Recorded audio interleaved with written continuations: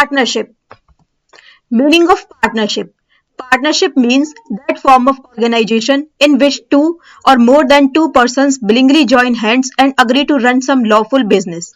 Partnership का मतलब होता है एक ऐसी ऑर्गेनाइजेशन जिसमें दो या दो से अधिक लोग आपस में मिलकर हाथ मिलाते हैं कि वो आपस में मिलकर एक लॉफुल बिजनेस को रन करेंगे। यहाँ पर लॉफुल बिजनेस से मतलब है कि वो बिजनेस लीगल होना चाहिए, कानून की नजरों में होना चाहिए, वो एक इलीगल बिजनेस नहीं होना चाहिए। फॉर एग्जाम्पल इलीगल वेपन्स को सेल करना या फिर ड्रग्स की डील करना, ऐसा बिजनेस वो नहीं होना चाहिए। तो पार्टनरशिप ऑर्गेनाइजेशन में दो या दो से अधिक लोग आपस में मिलकर डिसाइड करते हैं कि वो एक बिजनेस को रन करेंगे। They all invest capital in the business, make use of collective managerial ability and share profit and loss among themselves. मतलब वो आपस में मिलकर कैपिटल को बिजनेस में इन्वेस्ट करते हैं, जितनी भी उन सभी के अंदर मैनेजरियल एबिलिटी होती है उसका यूज किया जाता है बिजनेस को चलाने के लिए। And share profit and loss among themselves, and उस बिजनेस में जितने भी प्रॉफिट या जितना भी लॉस होता है उन सबको वो आपस में शेयर करते हैं। अब आती है next definition of partnership. Partnership is the relation between two or more persons who have agreed to share the profits of the business carried on by all or any of them acting for all. The Indian Partnership Act 1932. Indian partnership act 1932 ने ये definition दी है कि partnership दो या दो से अधिक लोगों के बीच एक ऐसा रिलेशन है जो कि बिजनेस को एक साथ चलाने के लिए इकट्ठे हुए हैं और जहां पर उनका जो मोटिव है बिजनेस को चलाने का वो है प्रॉफिट्स अर्न करना। मतलब of the business carried on by all or any of them acting for all. मतलब पार्टनर्स दो या दो से अधिक होने चाहिए, लेकिन ये जरूरी नहीं है कि सभी पार्टनर्स मिलकर उसमें काम कर रहे हैं। हो सकता है कि एक ही पार्टनर काम कर रहा हो और वो पार्टनर उन सभी पार्टनर्स के बिहाफ पर उसमें काम कर रहा हो। फिर एल.एच.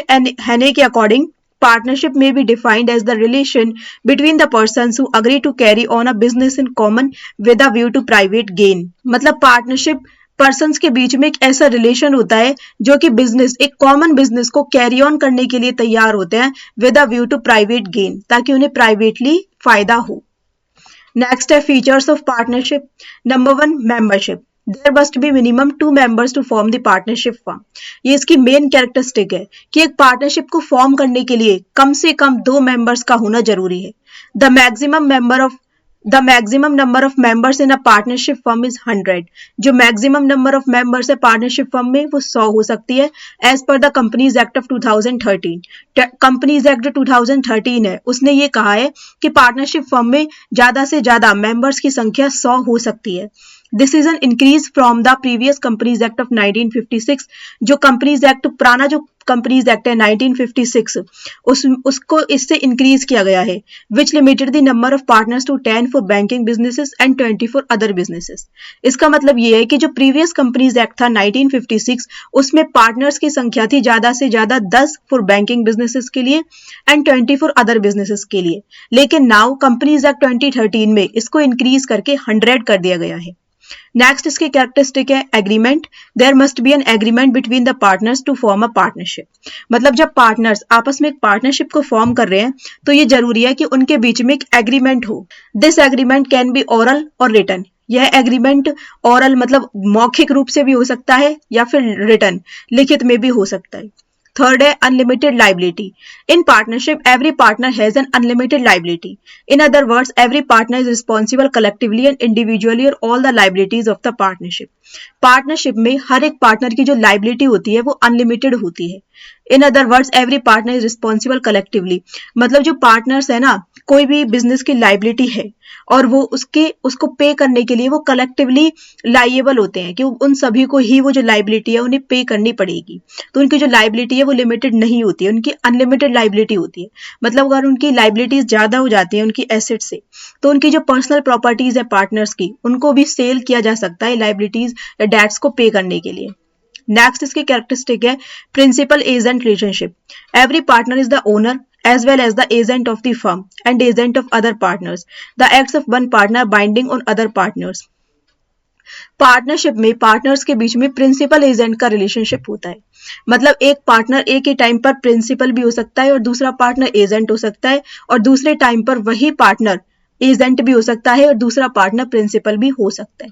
इसको एक एग्जाम्पल के थ्रू समझते हैं। मान के चलिए कि दो पार्टनर्स हैं, mister A and mister B. उन दोनों ने मिलकर एक बिजनेस की शुरुआत की जहां पर वो मोबाइल फोन्स को सेल करने वाले हैं। तो अब होता क्या है, अब मिस्टर ए ने डिसाइड किया कि वो शॉप की देखभाल करेंगे एंड मिस्टर बी वहां पर बाजार मार्केट में सामान लेने के लिए जाते हैं। तो जब जो मिस्टर बी है वो जब मार्केट से रिटर्न होकर शॉप पे आते हैं तो mister A as a principal उनसे क्वेश्चन कर सकता है कि जो सामान तुम खरीद कर लाए हो उसकी क्या कॉस्ट है, उसमें क्या क्या फीचर्स हैं, इसकी हम सेल कैसे करने वाले हैं। तो वहां पर mister B as an agent work करेंगे और उन्हें मिस्टर ए के सारे क्वेश्चंस को आंसर करना होगा। लेकिन वही सेम टाइम पर मिस्टर बी भी as a principal mister A से क्वेश्चन कर सकते हैं कि पीछे से शॉप में कितनी सेल हुई है, कैसे कैसे हुई है, कितने का प्रॉफिट कमाया है तुमने। तो उस टाइम पर मिस्टर ए को as an agent mister A के सारे क्वेश्चंस को आंसर करना होगा। तो पार्टनर्स के बीच में प्रिंसिपल एजेंट रिलेशनशिप होता है इन पार्टनरशिप। फिफ्थ है नॉन ट्रांसफरेबिलिटी ऑफ शेयर, मतलब no partner can transfer his या her share in the partnership to any other person.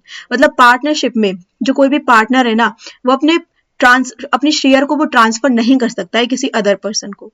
He can do so only with the consent of other partners, जब तक अन्य partners की सहमति ना हो। If the partner wants to leave the firm then he can do so by giving a notice of retirement. अगर एक partner firm को छोड़ना ही चाहता है तो उसे सबसे पहले एक नोटिस देना होगा, नोटिस ऑफ रिटायरमेंट, कि वो बिजनेस से अब रिटायर होना चाहता है। मेरिट्स या एडवांटेजेस ऑफ पार्टनरशिप। सबसे पहले इसकी जो एडवांटेज है वो है इजी टू फॉर्म, मतलब इसको फॉर्म करना बहुत आसान है। As no legal formalities are required to be completed, यहाँ पर किसी भी लीगल फॉर्मेलिटीज की जरूरत नहीं होती है। Even registration of the partnership firm is not compulsory, even जो रजिस्ट्रेशन है पार्टनरशिप फर्म का उसे कराना भी कंपलसरी नहीं है अकॉर्डिंग टू पार्टनरशिप एक्ट, इसलिए इसको फॉर्म करना ईजी है। Number second is larger financial resources. In partnership firm, all the partners contribute some amount of capital. As a result, the financial resources of partnership firm are larger than the proprietorship firm or joint Hindu family business. Partnership firm में जितने भी partners होते हैं वो सब आपस में मिलकर कैपिटल को इन्वेस्ट करते हैं। इसकी वजह से पार्टनरशिप फर्म में जो फाइनेंशियल रिसोर्सेस हैं वो ज्यादा होते हैं in comparison to sole proprietorship, जहां पर केवल अकेला व्यक्ति ही सारी कैपिटल को इन्वेस्ट कर रहा है, या फिर जॉइंट हिंदू फैमिली बिजनेस जहां पर जो करता है वो ही मेन मुखिया है फैमिली का, बिजनेस का। तो इसलिए पार्टनरशिप में लार्ज फाइनेंशियल रिसोर्सेस होते हैं। Number third is division of risk. Unlike the sole trade, यहाँ पर सोल ट्रेड की तरह the entire burden in case of loss does not fall on any single individual but gets divided among many persons. Sole trade में क्या होता था कि अगर कोई हैवी लॉस हुआ है तो उसका बर्डन किस पर आएगा, जो कि सिंगल इंडिविजुअल है, मतलब जो प्रोप्राइटर है उस बिजनेस का, उस अकेले व्यक्ति पर ही सारा की सारा बर्डन आएगा। लेकिन पार्टनरशिप में कोई हैवी लॉस हुआ है तो जितना भी लॉस होगा उन सब पार्टनर्स के बीच में वो डिवाइड हो जाएगा, इसलिए यहाँ पर रिस्क का भी डिवीजन आसानी से हो जाता है। Fourth है secrecy. The accounts of partnership firm are not presented before the public as is the case with the companies. Partnership firm के जो रिकॉर्ड्स होते हैं ना उनको पब्लिक के सामने डिस्क्लोज नहीं किया जा सकता। In this way there is more secrecy in partnership. इस प्रकार से पार्टनरशिप में ज्यादा सीक्रेसी होती है। Fifth is flexibility. Partnership firm can make changes in their size, capital, etc. without prior permission of government. अगर पार्टनरशिप फर्म ये चाहती है कि उसे अपने बिजनेस के साइज में या कैपिटल में किसी भी प्रकार के कोई चेंजेस करने हैं तो उसके लिए उन्हें गवर्नमेंट की परमिशन की कोई नीड नहीं है। अब बात करते हैं कि इसकी डिसएडवांटेजेस क्या हैं, पार्टनरशिप की disadvantages. First is unlimited liability. The liability of the all the partners is unlimited. जो लाइबिलिटी होती है वो अनलिमिटेड होती है, जिसकी वजह से एक पार्टनरशिप की एक डिसएडवांटेज बन जाती है। In case of losses the partners will not only loss their business property but creditors can claim over their personal property. अब अगर कोई लॉस हो जाता है तो उस टाइम पर केवल और केवल बिजनेस की प्रॉपर्टी को ही हार्म नहीं पहुंचाया जा सकता, बल्कि जो क्रेडिटर्स हैं वो जो पार्टनर्स हैं उनके पर्सनल प्रॉपर्टी के ऊपर भी क्लेम कर सकते हैं कि हमारे जो डेट्स हैं वो जो पार्टनर्स हैं उनके पर्सनल प्रॉपर्टी को बेच करके पे किए जाएं। इसलिए उनकी जो लाइबिलिटी होती है पार्टनर्स की वो अनलिमिटेड होती है। Second is limited resources. The financial resources remain limited to the capital of the partners and their capacity to raise loans. Partnership में financial resources होते हैं ना वो एक लिमिट के बाद आकर वो लिमिटेड हो जाते हैं, क्योंकि जो पार्टनर्स है वो एक लिमिट तक ही अपने कैपिटल को इन्वेस्ट कर सकते हैं और एक लिमिट तक ही वो लोन्स को उठा सकते हैं। At the time of expansion of business financial resources prove to be insufficient. लेकिन अब बात आ जाती है कि हमें अपने बिजनेस को एक्सपेंड करना है और किसी भी पार्टनर्स के पास पैसा नहीं है, तो उस टाइम पर फाइनेंशियल रिसोर्सेज इनसफिशिएंट हो जाते हैं। Next is conflicts. The partners in the partnership firm come from different backgrounds, different families. Therefore, they may have differences of opinions. Partnership firm में जो पार्टनर्स होते हैं ना, वो अलग अलग बैकग्राउंड से आते हैं, अलग अलग फैमिलीज से आते हैं, इसलिए हो सकता है कि इनके जो ओपिनियन है वो अलग अलग हों। इसकी वजह से उनके बीच में झगड़े होने की भी संभावनाएं होती है, जिससे कि बिजनेस के लिए हार्मफुल हो सकता है। Next is uncertainty. The existence of partnership firm gets affected by the death, insolvency or incapacity of any one partner. Partnership firm की जो एग्जिस्टेंस होती है ना, उसका जो अस्तित्व होता है, वो किसी भी वन पार्टनर की डेथ, इंसॉल्वेंसी या इनकैपेसिटी से भी अफेक्ट होता है। मान के चलते कि एक बिजनेस है, उसमें दो पार्टनर्स हैं, mister X and mister Y. अब मिस्टर वाई की डेथ हो जाती है। अब मिस्टर वाई की डेथ के बाद वो पार्टनरशिप नहीं रह जाएगी, क्योंकि अब वो दो पार्टनर से केवल एक मिस्टर एक्स ही बचे हैं। Even a partner can demand dissolution of the firm any time and desires so. अब अगर क्या हुआ कि mister and mister Y partners थे, मिस्टर वाई चाहते हैं कि वो फर्म को डिसॉल्व करना चाहते हैं। अब मिस्टर वाई अगर फर्म को डिसॉल्व करेंगे तो मिस्टर एक्स अकेले उसमें पार्टनर रह जाएंगे, जिससे कि वो पार्टनरशिप नहीं रह जाएगी। तो अनसर्टेनिटी भी बिजनेस में बहुत ज्यादा होती है। Fifth is lack of public confidence. The public has less trust and faith in partnership firm because accounts and annual reports of partnership firm are not published. जो पब्लिक होती है, जनता होती है ना, वो पार्टनरशिप फर्म में आसानी से विश्वास नहीं करती है, क्योंकि पार्टनरशिप फर्म की जो अकाउंट्स होते हैं इनको डिस्क्लोज नहीं किया जाता। Difference between partnership and sole trade. Difference क्या है पार्टनरशिप एंड सोल ट्रेड में? सबसे पहला डिफरेंस है definition. Business owned by two or more individuals who share profits, resources and responsibilities. मतलब पार्टनरशिप में जो बिजनेस है वो दो या दो से अधिक लोगों के द्वारा चलाया जाता है। सोल ट्रेड में बिजनेस ओन्ड एंड मैनेज किया जाता है एक सिंगल इंडिविजुअल के द्वारा, जिनके सभी एस्पेक्ट्स के लिए वो अकेला रिस्पॉन्सिबल होता है। Next is agreement. A clear agreement is essential.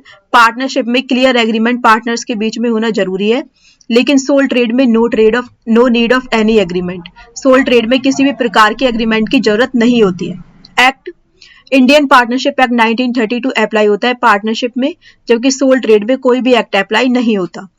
Fourth is registration, not necessary but useful. Partnership में किसी भी रजिस्ट्रेशन की जरूरत तो नहीं होती है, लेकिन अगर करा लिया जाए तो ये काम आ सकता है। सोल ट्रेड में किसी भी प्रकार के रजिस्ट्रेशन की नीड नहीं है। फिर है मैनेजमेंट। ऑल द पार्टनर्स और one partner on behalf of others manage the firm. जितने भी पार्टनर्स है, सभी पार्टनर्स फर्म को मैनेज करते हैं। The entire burden of management lies on the single owner. जो जितना भी बर्डन है सोल ट्रेड में, वो केवल और केवल एक सिंगल ओनर पर आ जाता है। Capital, all the partners invest capital in the firm. जितने भी सभी पार्टनर्स आपस में मिलकर फर्म में इन्वेस्ट करते हैं। All the capital is invested by single owner. जितनी भी कैपिटल है वो सिंगल ओनर के द्वारा इन्वेस्ट की जाती है।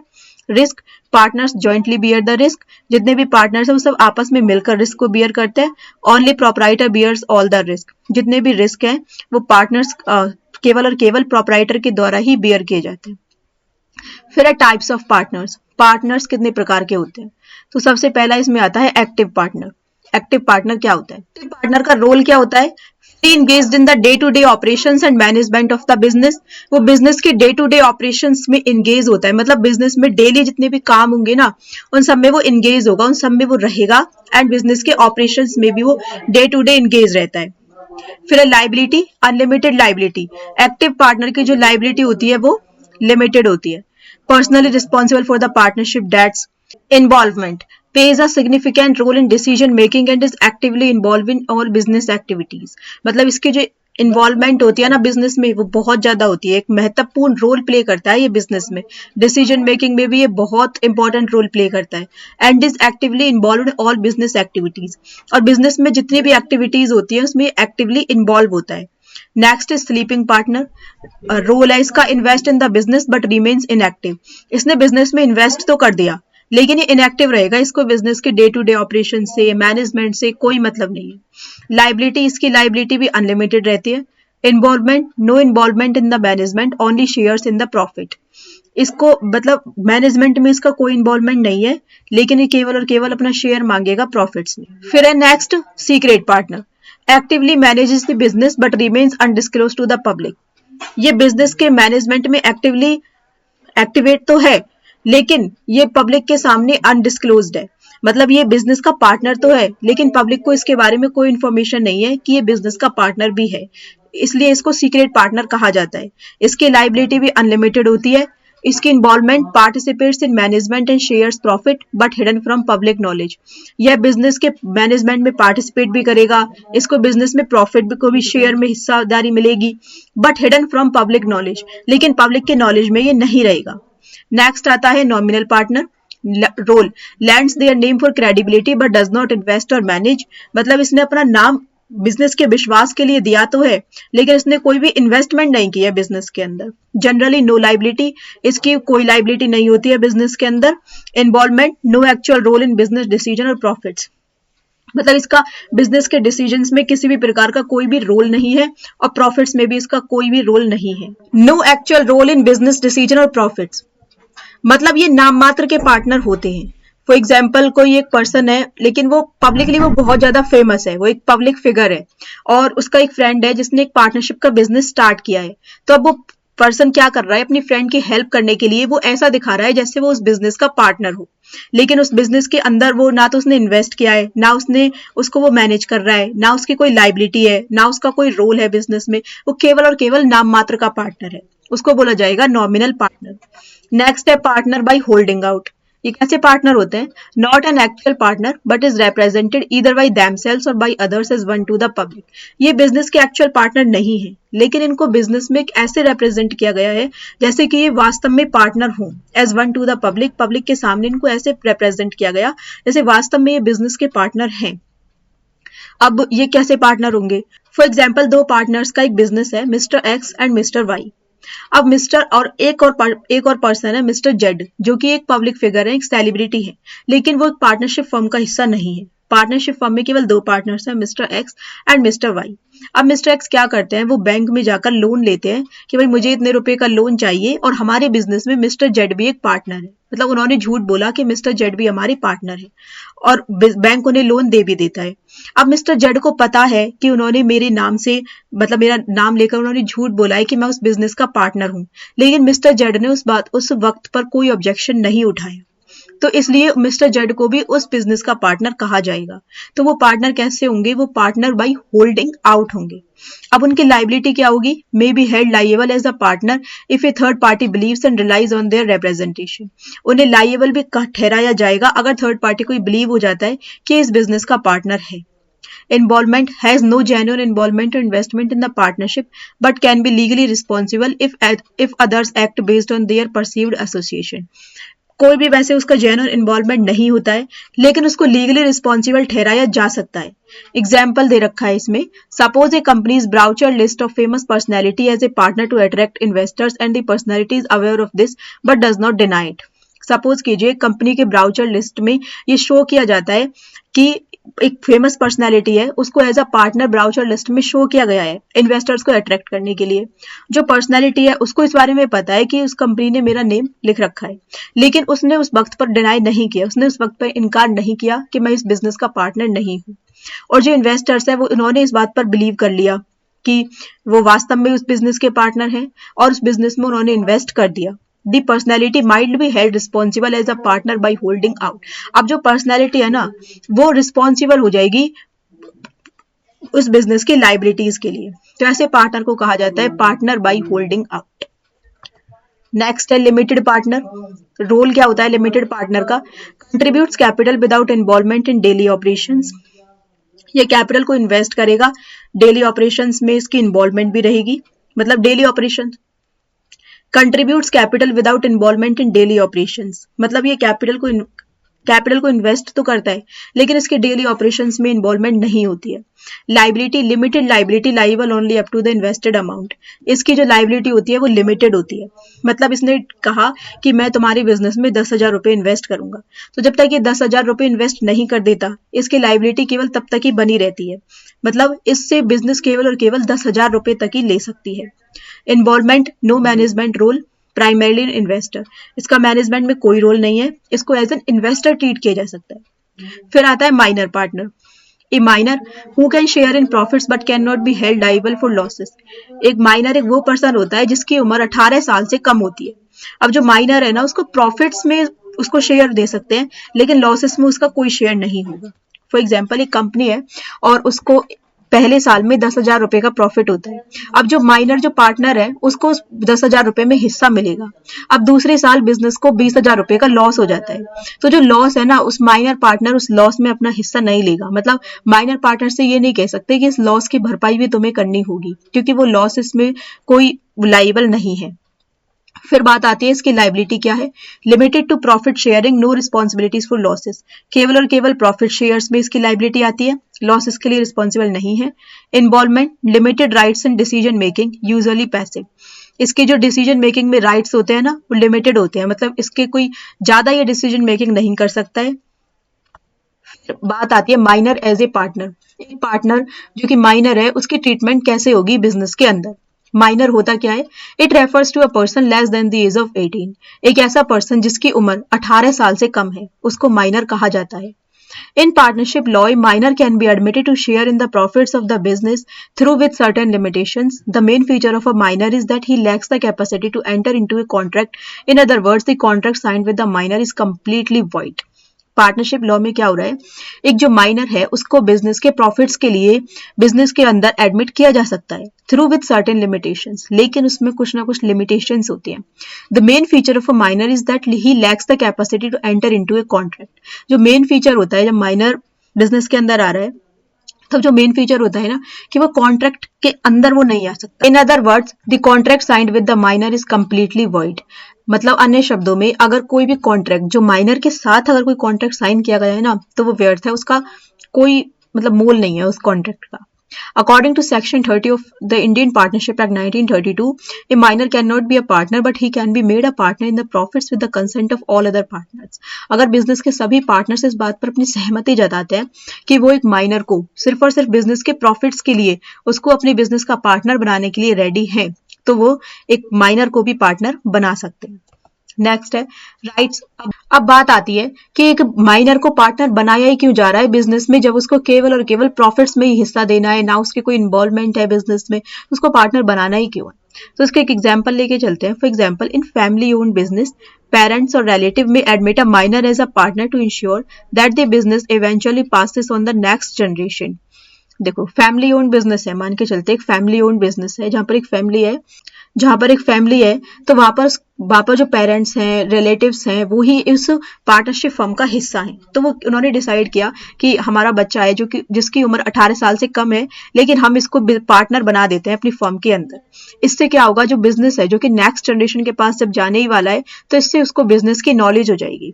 This allows the minor to start getting familiar with the business operations and finances. इससे माइनर को क्या फायदा मिला, उसको बिजनेस ऑपरेशन से वो फैमिलियर हो जाएगा और उसका कोई लॉसेस में भी उसका कंट्रीब्यूशन नहीं है तो उसको लॉसेस की भी कोई टेंशन नहीं रहेगी एंड फाइनेंसेस एंड बिजनेस की भी उसको एक अच्छी नॉलेज हो जाएगी। अब बात करते हैं कि राइट्स क्या क्या है माइनर पार्टनर के पास। सबसे पहला राइट है profit sharing, entitled to a share in partnership's profits, access to accounts, can inspect the partnership account, partnership accounts में जितने भी accounts है ना उनको वो inspect भी कर सकता है। right to file suit, a minor partner can file a suit against the firm for the payment of his share at the time of his quitting the partnership। जब जो पार्टनर है माइनर पार्टनर है वो partnership firm को quit कर रहा है लेकिन उसकी पेमेंट उसको शेयर उसके पेमेंट उसको अब तक नहीं मिली है तो वो उस टाइम पर केस भी तो उस टाइम पर वो एक केस भी फाइल कर सकता है अगेंस्ट द फर्म। ठीक है, अब बात करते हैं legal provisions and rights at majority. अब जो माइनर पार्टनर था वो मेजर हो चुका है, मतलब वो 18 साल की उम्र है वो उसने पार कर ली है, वो 18 साल का हो चुका है। ठीक है, तो उसके पास क्या होगी लीगल प्रोविजंस क्या क्या है। Once the minor reaches at 18 they must decide to become a full partner or withdraw.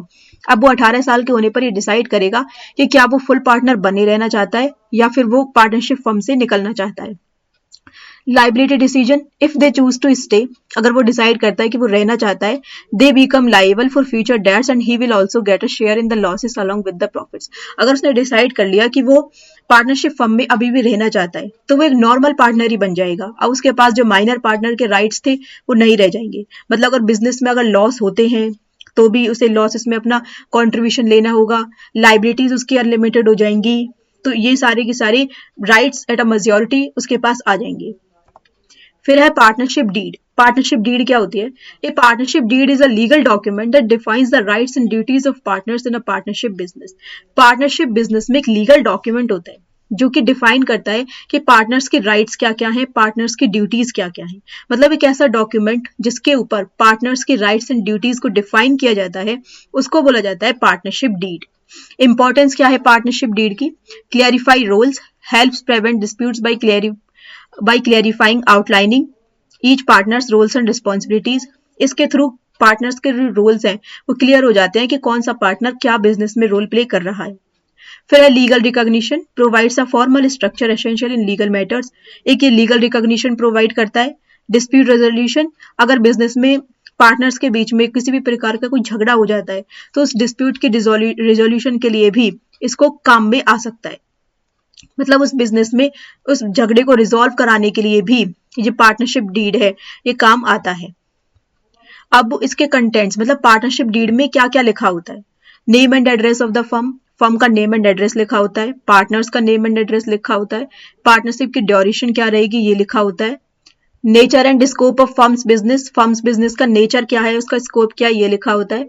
Contribution of capital by partners, profit and loss ratio क्या होगा, कमीशन एंड सैलरी क्या होगी पार्टनर्स की, loans to and by other partners, partners ने अगर कोई loan दे रखा है तो उसके बारे में लिखा होता है।